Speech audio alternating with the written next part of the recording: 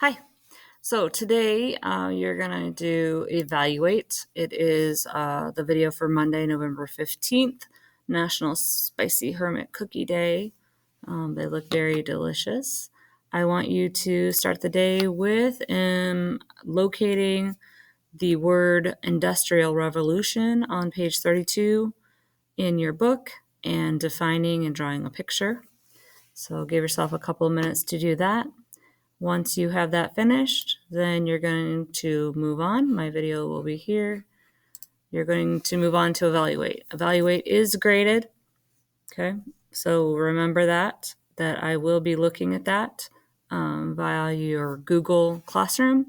So remember that is in Unit 2, Task 1. Go to this assignment, Task 1 graded.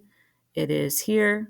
You will be developing a solution to make a specific natural resource, water, more available to people around the world, while also considering the strain on the environment. Now that you have seen the availability of different resources have affected human population growth, apply this resource to water. You're going to research and explain why water is important to humans. Then you're going to explain how the availability of water might affect human population growth. You have to use the data from the task to justify why you think this is the case. You must use evidence from what you learned in any of the things that we talked about in unit task 1. Okay, so you have to use evidence if you want any 3s or 4s. Okay, this is your rubric. I'm looking for vocabulary terms like human population, population growth, population explosion, agricultural revolution, industrial revolution, green revolution, fertilizers, pesticides, genetically modified crops, and resources. Okay, so if you accurately and clearly explain how the resources like water affect population size, okay, that's over here in a 4 category. If your paragraph uses 2 or more sources of data and a cause and effect relationship, then that's a 4. Okay, you have to justify your prediction. 3s are accurate, okay, and 1 source of data and 1 cause and effect. 2s are partially explained and no data and 1 cause and effect relationship. Okay, so right here is how I'm grading it. All right, and please just write it on this page because, again, I'm not coming into school right yet to pick up any paperwork. Okay, so do it here so that I can see it. All right, so this is what you're doing today.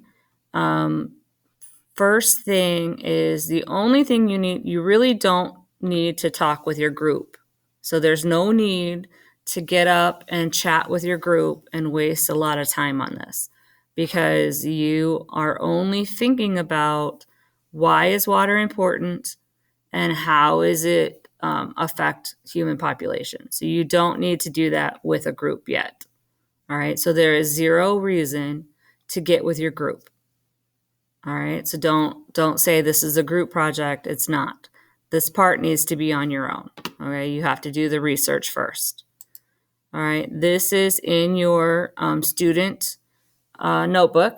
It is on page 12. Okay, so you should probably put notes on page 12 as well as put it in the Google Drive so that I can grade it. All right, so your notes are on page 12. So here are some water availability resources that I have already looked up. I know that's a wiki site, but you can click on those, and I have linked those water scarcities, lots of websites that I've already given you to kind of help you with this page. Not only that, if you remember on the slideshow on our cause and effect page, I gave you a water availability map there too. Okay, so you are essentially today on your own So it should be nice and quiet. You're researching and explaining why water is so important. And then you're going to explain how water availability affects human population. So think about this. Where there is no water, are there people? Think about that. Think about that. Look on a map, and where there is no water, are there many people? Okay? So think about that, how that affects population. And again, this is your rubric, how I'm going to grade it. Okay? So that is what you're doing today. So focus, because this information is going to be vital to your success for your final project. All right? Do well. See you later. Bye.